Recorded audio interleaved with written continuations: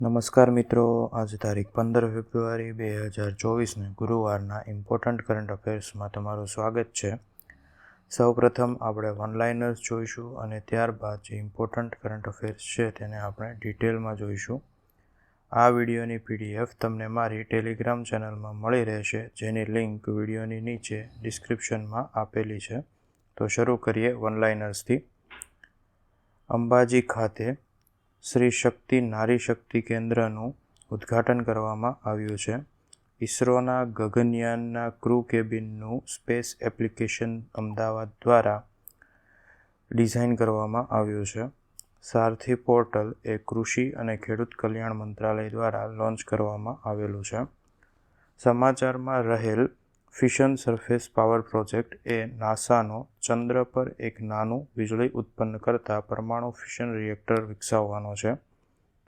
કેન્દ્રીય જળ મંત્રાલય દ્વારા નોઈડાને વોટર વોરિયર શહેરનું બિરુદ આપવામાં આવ્યું છે. વિશ્વ બેંકના logistic performance index LPI report 2023માં 139 દેશમાંથી ભારતે 38મા ક્રમ મેળવ્યો છે. દક્ષિણ ગુજરાત વીજ કંપની લિમિટેડ એટલે કે DGVCL દ્વારા 2 કલાક 2 દિવસની યોજના અમલમાં મૂકવામાં આવી છે. સંયુક્ત આરબ અમીરાતે ઓપન સોર્સ આર્ટિફિશિયલ ઇન્ટેલિજન્સને પ્રોત્સાહન આપવા માટે ફાલ્કન ફાઉન્ડેશનની શરૂઆત કરી છે. કોચી ઇન્ટરનેશનલ એરપોર્ટ લિમિટેડે ભારત પેટ્રોલિયમ કોર્પોરેશન લિમિટેડ એટલે કે BPCL સાથે 1000 કિલોવોટ પાવરનું ઉત્પાદન કરવા માટે તેના પરિસરમાં ગ્રીન હાઇડ્રોજન પ્લાન્ટ સ્થાપવા માટે MOU કર્યા છે. આ સાથે આજના વનલાઇનર્સ પૂર્ણ થયા. હવે જે ઇમ્પોર્ટન્ટ કરંટ અફેર્સ છે તેને આપણે ડિટેલમાં જોઈશું. તો પહેલું છે ગગનયાનનું ક્રૂ ડિઝાઇન વિશે. તો ભારતના પહેલા હ્યુમન સ્પેસ મિશન એટલે કે સૌમાનવ અવકાશ યાત્રા માટે ગગનયાનના ક્રૂ કેબિનનું ઇન્ટિરિયર ડિઝાઇન અમદાવાદ ખાતે આવેલ SAC એટલે કે સ્પેસ એપ્લિકેશન સેન્ટર દ્વારા તૈયાર કરવામાં આવ્યું છે. હાલની ડિઝાઇન મુજબ ક્રૂ કેબિનમાં એક સાથે 3 અવકાશયાત્રીઓને સમાવવાની ક્ષમતા છે કે આ અવકાશયાત્રીઓનું ધરતી પરથી તેમના સ્વાસ્થ્યનું લાઈવ મોનિટરિંગ પણ આ ક્રૂ કેબિન દ્વારા કરી શકાશે. ક્રૂ કેબિનની ડિઝાઇનમાં અવકાશયાત્રીઓના આરોગ્યની માહિતીની સાથે સાથે વાતાવરણ, નેવિગેશન, કોમ્યુનિકેશન, સેન્સર ઓબ્ઝર્વેશન સહિત તમામ પ્રકારની માહિતી ડિસ્પ્લે થશે. આ માટે સિમ્યુલેટરની તાલીમ મહત્ત્વની છે અને સિમ્યુલેટરથી કઈ વોર્નિંગમાં શું રિએક્શન આપવું અને કેવી રીતે આપવું તેની આગોતરી ટ્રેનિંગ લઈ શકાશે, જેથી અવકાશયાત્રીઓ રશિયામાં આ પરિસ્થિતિનો અનુભવ લઈ શકશે. ગગનયાન મિશન દરમિયાન અવકાશયાત્રીઓ સાથે કોમ્યુનિકેશન જળવાઈ રહે તે માટે ગગનયાન મિશન શરૂ થતાં પહેલાં ઇસરો 2 સેટેલાઇટ લોન્ચ કરશે, જે પૃથ્વી અને અવકાશયાત્રીઓ વચ્ચે કોમ્યુનિકેશનમાં સિસ્ટમના બ્રિજ તરીકેનું કાર્ય કરશે. ત્યારબાદ લોજિસ્ટિક પરફોર્મન્સ ઇન્ડેક્સ LPI ઇન્ડેક્સનો રિપોર્ટ. તાજેતરમાં વિશ્વ બેંક દ્વારા લોજિસ્ટિક પરફોર્મન્સ રિપોર્ટ 2023 બહાર પાડવામાં આવ્યો હતો, જેમાં ભારત 3.4ના સ્કોર સાથે 38મા ક્રમે આવ્યું હતું. આ રિપોર્ટમાં 4.9ના સ્કોર સાથે સિંગાપોર પ્રથમ અને 1.9ના સ્કોર સાથે લિબિયા અને અફઘાનિસ્તાન સૌથી છેલ્લા ક્રમે રહ્યા હતા.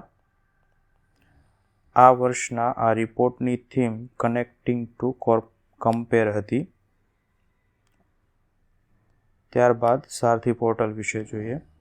તો તાજેતરમાં દિલ્હી ખાતે કેન્દ્રીય કૃષિ અને ખેડૂત કલ્યાણ મંત્રીએ પ્રધાનમંત્રી ફસલ બીમા યોજના હેઠળ ખેડૂત સમુદાય માટે સારથી પોર્ટલ અને learning management system platform launch કર્યું હતું.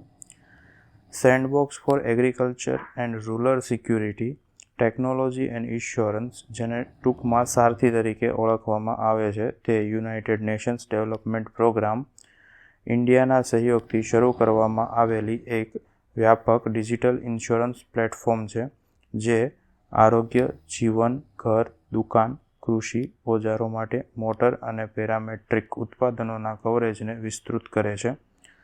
સસ્ટેનેબલ ડેવલપમેન્ટ ગોલ્સ સાથે સંલગ્ન આ મહત્વાકાંક્ષી પ્રોજેક્ટ અથવા તો પ્રયાસના ઉદ્દેશ ખેડૂતોની આજીવિકાને સુરક્ષિત કરવાની સાથે સમગ્ર કૃષિ ક્ષેત્રની સ્થિતિસ્થાપકતાને મજબૂત કરવાનો છે.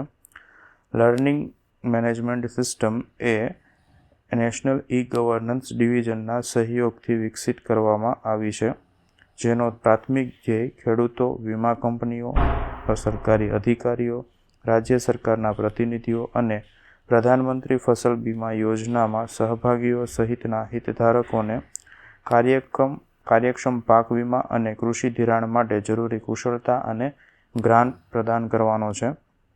આ ઉપરાંત આ સમયે કૃષિ રક્ષક પોર્ટલ અને તેની હેલ્પલાઇન એટલે કે KRPHની હેલ્પલાઇન 14447 લોન્ચ કરવામાં આવી હતી. ત્યારબાદ સ્વદેશ દર્શન યોજના.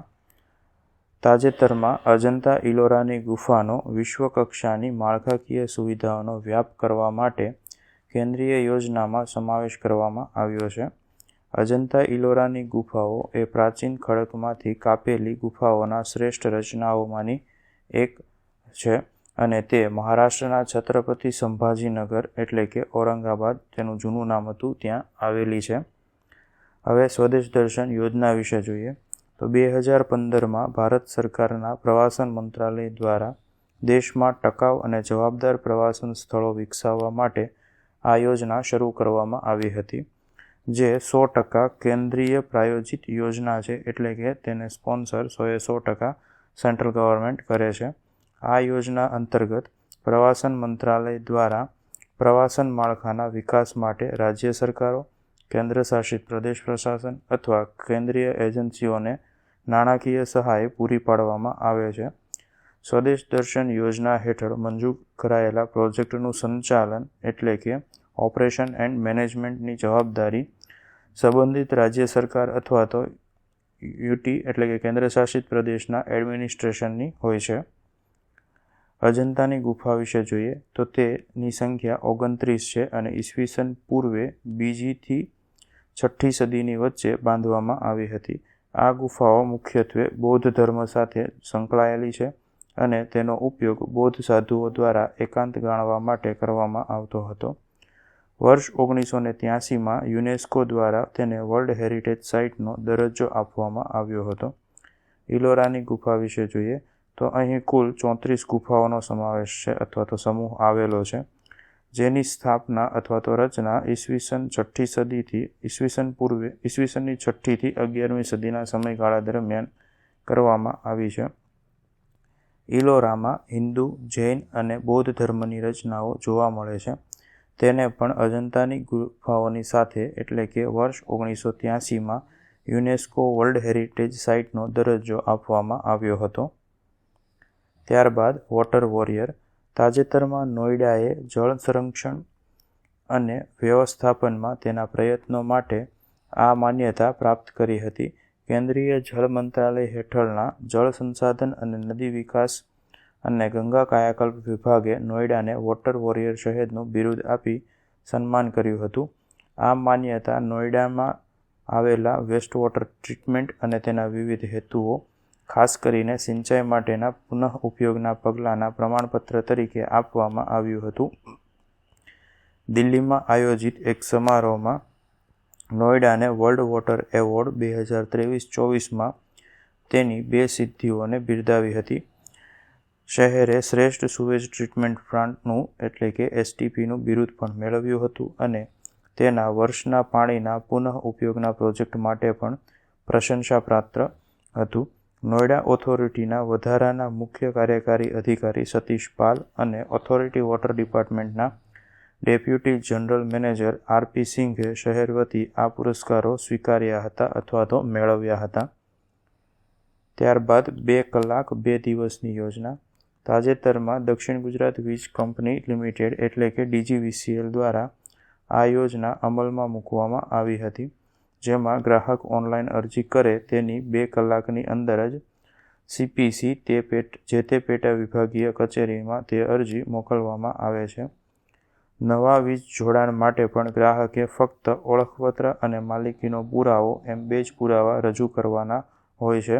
તે સાથે અરજદારે પોતાની વીજ વપરાશ કરવા માટેનું જરૂરી વાયરિંગ કરાવી દીધું છે તે અંગેનો ટેસ્ટ રિપોર્ટ પણ જમા કરાવ્યો હોય તો તેવા કિસ્સામાં ફક્ત 2 દિવસમાં જ વીજ જોડાણ મળી જશે.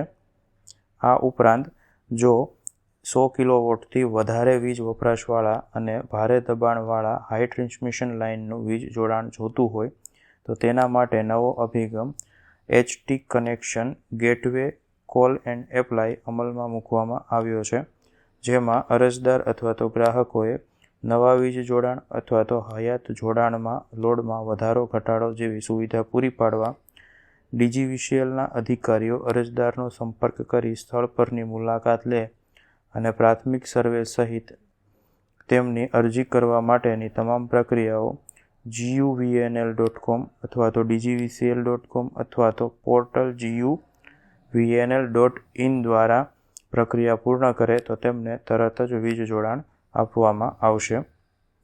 ત્યારબાદ ફાલ્કન ફાઉન્ડેશન વિશે જોઈએ તો તાજેતરમાં UAE એટલે કે સંયુક્ત આરબ અમીરાતે ઓપન સોર્સ આર્ટિફિશિયલ ઇન્ટેલિજન્સ એટલે કે AIને પ્રોત્સાહન આપવા માટે ફાલ્કન ફાઉન્ડેશનની શરૂઆત કરી છે. જનરેટિવ AI મોડલ્સને પ્રોત્સાહન આપવાની આ એક બિનલાભકારી એટલે કે નોન પ્રોફિટ સંસ્થા છે. અબુધાબીની એડવાન્સ ટેકનોલોજી રિસર્ચ કાઉન્સિલ એટલે કે TIIની આગેવાની હેઠળ $30 કરોડની પહેલનો ઉદ્દેશ કૃત્રિમ બુદ્ધિના વિકાસને લોકશાહી બનાવવાનો અને ઓપન સોર્સ એક્સેસ દ્વારા તેની તકનીકી પ્રગતિને વેગ આપવાનો છે.